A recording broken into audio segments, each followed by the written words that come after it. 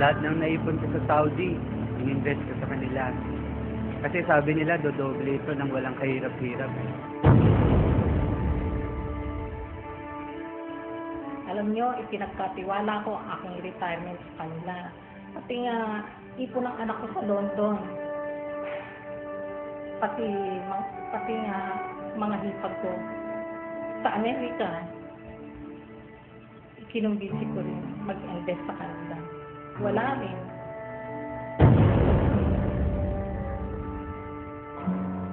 Noong una, nakakapagbigay pa sila. Nakuha ko pa yung cheque na kinita ng pera ko supposedly. But after 1 year, pinabalik-balik ako. At kung kani-kanino na ako itinuro-turo. Paano na kami ngayon?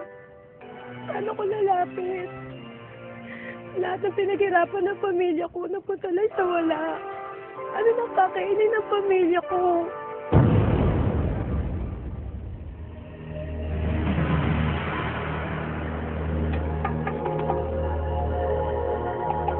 May kumukumbinsi ba sa inyong sumali at magbayad ng malaking registration fee sa isang kumpanya? Wala kayong ibang gagawin kung hindi ang mag-recruit ng maraming tao at sila'y sasali din. At kikita kayo mula sa registration fee o investment ng mga na-recruit ninyo. Mahilig ba kayong magsakali sa mga get-rich-quick ventures o negosyo? Mag-ingat, baka kayo na ang susunod na biktima ng pyramid scam. Marami na sa ating mga kababayan ang nabiktima ng pyramid scams. Milyong-milyong pera ang nawala dahil sa sari-saring pangako ng mga manloloko. At ang mas nakakatakot pa dito ay kadalasan ang mga ordinaryong mamamayan ay napagkakamalan itong isang lehitimong negosyo. Kaya't napaka-importante na matutunan kung anong pagkakaiba ng lehitimong network marketing business sa isang pyramid scam. Sa pyramiding, ang mga kasali ay nag-aalok ng pagkakataong kumita sa pamamagitan ng pagre-recruit lamang ng mga bagong miyembro na handang mag-invest o magbayad ng registration fee para makasali sa naturang negosyo. Ang mabilisang kita ay galing sa puhunan o investment na ibinayad ng mga bagong recruits. Samantala, ang mga bagong recruits ay magkakaroon din ng pagkakataong kumita kung sila ay makaka-recruit din ng iba pa. Ang pyramiding ay illegal sapagkat ito ay likas na mapanlinlang o inherently deceptive. Dahil ang kinikita sa ganitong sistema ay mula lamang sa perang ipinupuhunan ng mga na-recruit at hindi sa pagbebenta ng anumang produkto. Tiyak na darating ang araw na mauubos ang mga maaring ma-recruit. At dahil dito, mahigpit na ipinagbabawal ng Article 53 ng Consumer Act of the Philippines ang paggamit ng anumang pyramiding scheme sa isang negosyo kahit ano pa man ang produktong ibinebenta. Ang Direct Selling Association of the Philippines o DSAP sa pakikipagtulungan sa Department of Trade and Industry ay naglunsad ng isang anti-pyramiding education campaign para sa inyong protection. Gaya ng kahit na anong negosyo, ang layunin ng isang legitimate direct selling o network marketing company ay ang pagbebenta ng kanilang lehitimong produkto. Kaya't ang ibinabayad na commission dito ay base sa product sales. Sa isang pyramid scam, ang pangunahing layunin ay ang pagre-recruit ng maraming tao at hindi ang pagbebenta ng produkto. Ang Direct Selling Association of the Philippines ay samahan ng mga lehitimong kumpanya na mahigpit na ipinatutupad ang legal na compensation plans ng bawat kumpanya at nagsasagawa ng tamang paraan ng negosyo ayon sa Code of Ethics ng World Federation of Direct Selling Associations.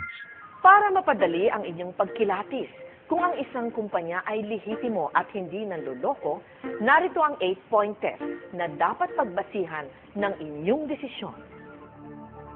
Una, may produkto bang ibinebenta? Ang mga pyramid scams ay kadalasang walang produktong binebenta. Kung mayroon man, hindi ito nangangahulugang lehitimong negosyo. Kailangan pa niyong suriin ang mga puntong sumusunod. Ang komisyon ba nakikitain ay magmumula sa pagbebenta ng produkto at hindi mula sa registration o entry fees ng mga recruit? Kung kumikita ka sa pag-recruit lamang at ang kinikita mo ay registration fees ng mga recruit mo, mag-ingat ka. Ito ang pinaka-common trait ng pyramiding. Ang layunin ba ng negosyo ay magbenta ng produkto at hindi lamang ang pagre-recruit ng mga miyembro? Sa ibang pyramiding schemes, ang mga tao ay bumibili lamang ng produkto dahil requirement ito para maging isang miyembro. Wala bang kaugnayan ang dami ng na-recruit sa dami ng perang kikitain? Ang income o kita mula sa negosyo ay dapat manggagaling sa pagbebenta ng produkto at hindi mula sa recruitment ng mga taong nagbabayad ng entry fees. Kung sakaling matigil ang pagre-recruit, kikita pa ba ang mga miyembro ng negosyong ito? Kung recruitment lang ang pagkakakitaan, tiyak na madaling babagsak ang negosyo kapag wala ng miyembro ang nare-recruit at magbabayad ng entry fees. May protection ba ang sino mang aayaw sa negosyong ito at gustong maibalik ang perang ipinuhunan niya? May makatarungang product return policy ba ang negosyong ito?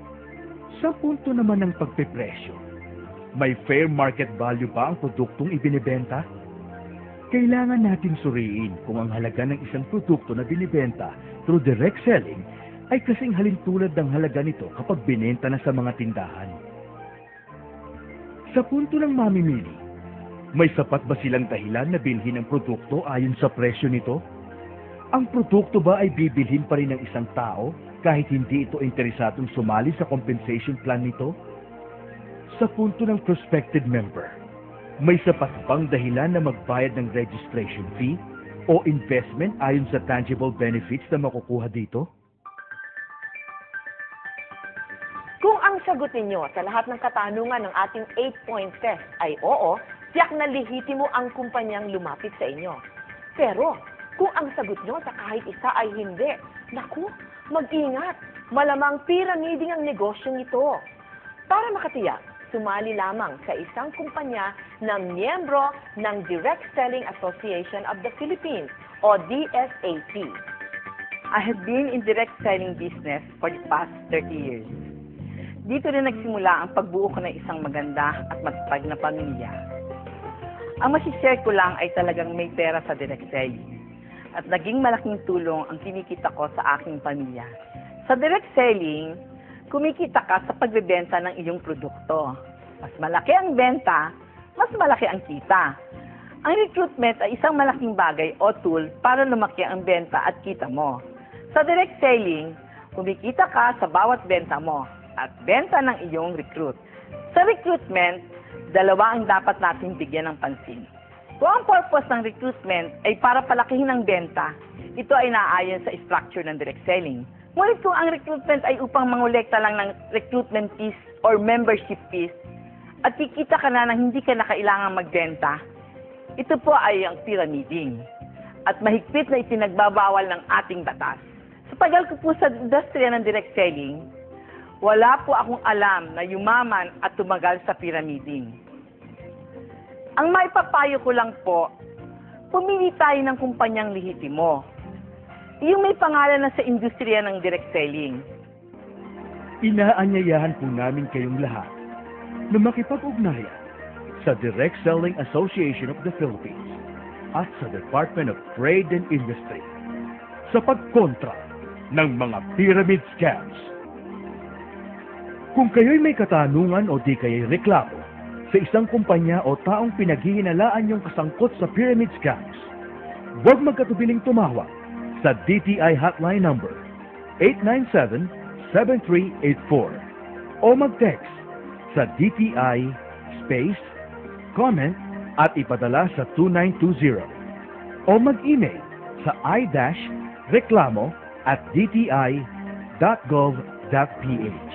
Maaari rin kayong magsadya sa mga tanggapan ng DTI sa inyong mga probinsya.